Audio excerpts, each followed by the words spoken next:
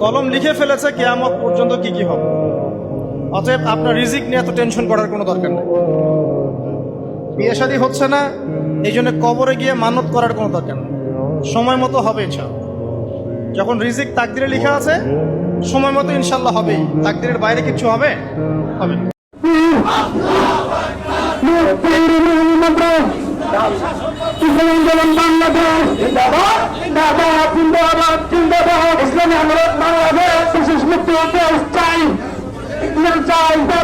নির্বাচন চাই, চাই যদি নয় সংস্কার আসবে আবার স্বৈরাচার, আসবে আবার স্বৈরাচার যদি নয় পিয়ার, যদি নয় পিয়ার স্বৈরাচার ফেসিবাদের বিরুদ্ধে